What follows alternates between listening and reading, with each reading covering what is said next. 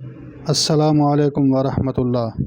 سوال عرض ہے، نیک مرد کے لیے نیک عورت ہے اور نیک عورت کے لیے نیک مرد، پھر نوح علیہ السلام کو نامہ کیوں دی گئی اور آسیہ رضی اللہ عنہا کو فرعون کیوں دیا گیا؟ السلام علیکم ورحمۃ اللہ۔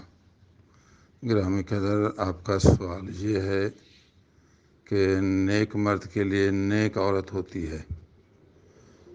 اب حضرت نوح علیہ السلام نیک ہیں تو اس کی بیوی کیوں نیک نہیں؟ تو یہاں یہ حصہ سوال کا آئے گا۔ قرآن مجید میں ہے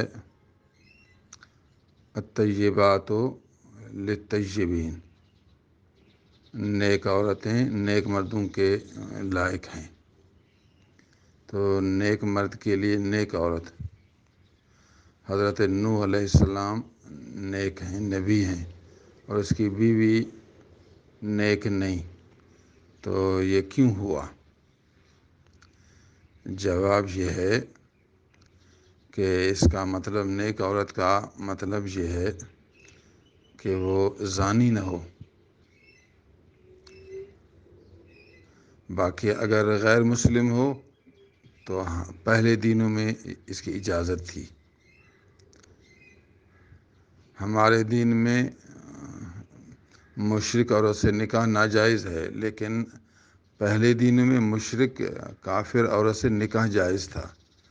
قرآن مجید میں ہے وَلَا تَنكِحُوا الْمُشْرِكَاتِ حَتَّى يُؤْمِنَ، مشرک عورتوں کو شادی نہ کرو یہاں تک کہ ایمان لائیں۔ لیکن یہ حکم ہمارے دین کا ہے، دین محمدی صلی اللہ علیہ وسلم کا۔ لیکن پہلے دنوں میں اگر عورت غیر مسلم ہو تو نکاح جائز تھا، اس میں خدا کی حکمتیں ہیں۔ تو نوح علیہ السلام کی بیوی غیر مسلمہ تو تھی، لیکن زانی نہیں تھی، بد کردار نہیں تھی۔ باقی آیت شریف کا دوسرا مطلب یہ ہے کہ نیک مردوں کے لیے نیک عورتیں موافق ہیں، اس کے لیے مناسب ہیں۔ جب عورت نیک نہیں ہوئی تو خود بخود جدائی آ جائے گی، خدا کی شان ہے۔ اب نیک مرد سے نیک عورت ہی چلے گی۔ اگر عورت نیک نہ رہی، اس کی عادتیں خراب ہو گئیں تو یہ دونوں چل نہیں سکیں گے۔ دیکھیے، جب عورت نے حضرت نوح علیہ السلام کی شکایتیں لوگوں تک پہنچائیں، مخالفت شروع کر دی تو مناسبت نہیں رہی، آخر کار اللہ نے اس کو عذاب کر دیا۔ نوح علیہ السلام کی بیوی بھی غرق ہو گئی پانی میں، تو ٹوٹ گئے نہیں، یہ قائم نہیں رہے، چونکہ مناسب جو نہیں تھا تو خود بخود علیحدگی ہو گئی۔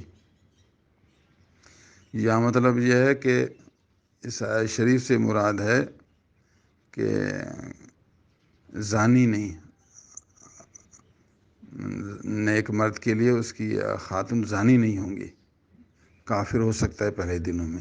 یا تو یہ مطلب ہے کہ مناسب نہیں ہے، موافقت نہیں ہے، جب مخالفت ہوگی فوراً جدائی آ جائے گی، جیسا کہ یہاں اخلاق میں، کردار میں، صفات میں مخالفت آ گئی تو بیوی فوراً جدا ہو گئی، اللہ نے اس کو غرق کر دیا۔ پھر دوسرا حصہ سوال کا یہ ہے کہ نیک عورت کے لیے نیک مرد، پھر سوال یہ ہے کہ نیک اور بی بی آسیہ نیک خاتون ہیں، اس کا مرد فرعون ظالم ہے۔ تو پہلا جواب تو یہی ہے کہ نیک عورت کے لیے نیک مرد۔ تو جب تک یہ بی بی آسیہ مسلمان نہیں تھیں، موسیٰ علیہ السلام پر اس نے اسلام نہیں لایا تھا، تو دونوں اکٹھے تھے۔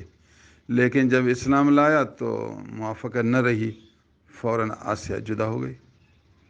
تو وہی فرعون اس کو جیل میں رکھتا تھا، اس کو ایذا دیتا تھا، بالکل جھگڑا شروع، آسیہ جدا۔ آسیہ نے بھی یہی دعا کی، اللہ مجھے ظالم سے بچا، نجنی، اللہ مجھے اس سے بچا، نجنی من فرعون وعملہ ونجنی من القوم الظالمین، اللہ مجھے اس سے چھڑا۔ دیکھ، موافقت نہیں تھی تو جدائی آ گئی۔ بی بی صاحبہ آسیہ نیک عورت تھیں، مرد چونکہ نیک نہیں تھا، اور حق یہ ہے کہ نیک عورت کے لیے نیک مرد ہوتا ہے۔ تو جب مرد نیک نہیں رہا تو فوراً مخالفت شروع ہو گئی، آخر کار جدائی آ گئی۔ یہی تو بات ہے. ہاں اگر بی بی آسیہ فرعون کے ساتھ آخر مدت تک میاں بیوی کی طرح خوش رہتے، پھر کہتے یہ کیسے ہو گیا؟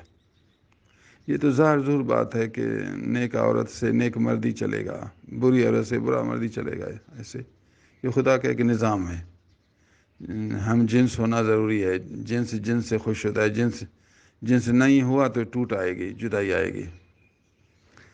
تو اگر ایک نیک مرد ہے، اس کے ساتھ وہ بیوی صحیح زندگی گزار رہی ہے، دونوں خوش ہیں، تو معلوم ہے کہ بیوی نیک ہے.